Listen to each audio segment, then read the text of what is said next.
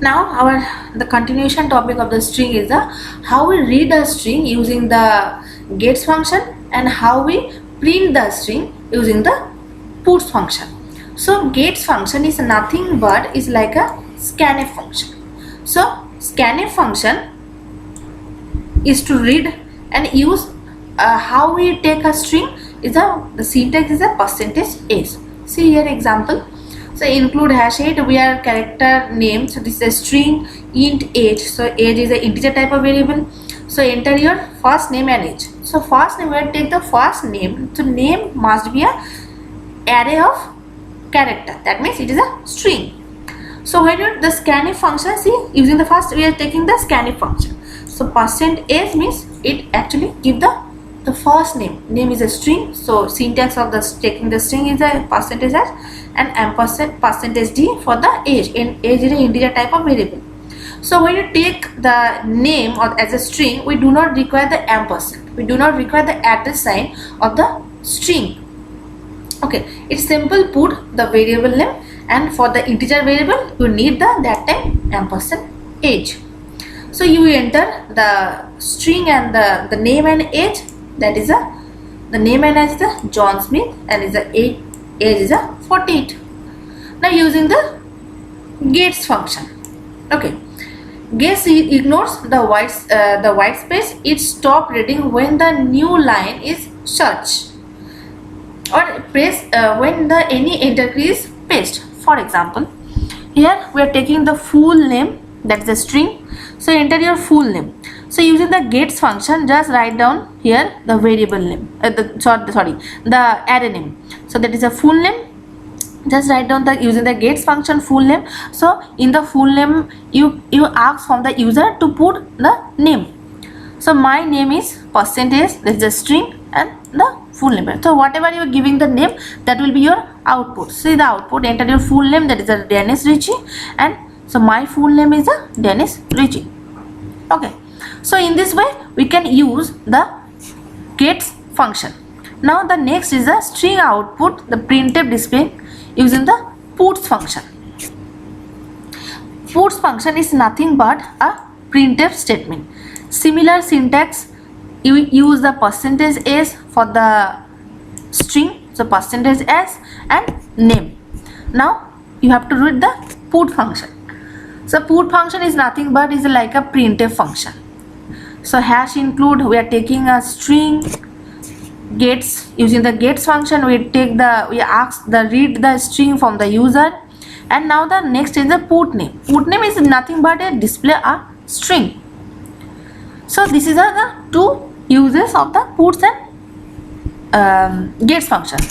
Now we discussed in the previous lecture the type of the library function, and now we have to understand how with the example how we can write using this library function. We can write the code, and without using the same library, without using the library function, how we get the same output.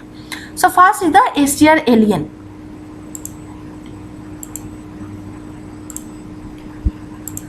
So first is the strlen. So as because we are using the strlen function, library function, that's why we have to write the string function, string header file.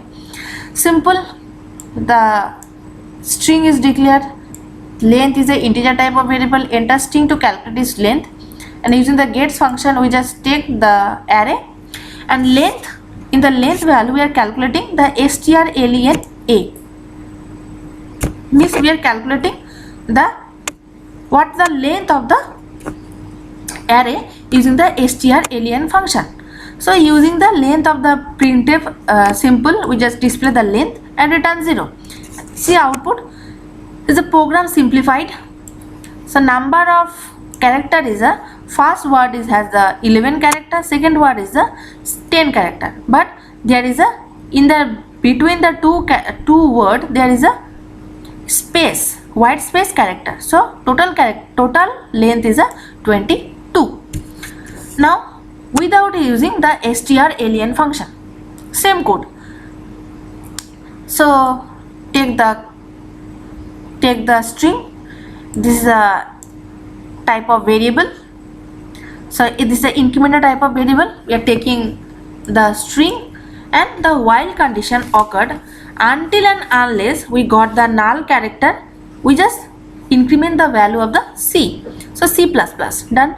So C actually hold the length of the string, and until and unless we it will continue the loop until and unless we get the null character. So when you get the null character, we stop the execution and output the C in the variable C. It hold the total length of that string. So C the return 0. So you can write this code using the function, using the recursion, as well as using the pointer. So you can use any approach. Next function is a star cat, means we can concatenate the two strings. Whether we append the two string, first we have to see the string using the concatenate function.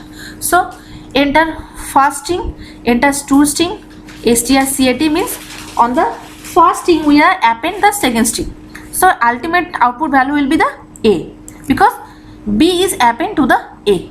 Now the same, the program is a programming and the simplified second string. So after string concatenation we got the value of the program simplified without any space. Now string concatenate without the function. So this line is not required actually here. Okay, first enter the value of the string 1. So string 1 is there, string 2 is there, and we append the second string to the first string. So first you have to calculate the length of the first string.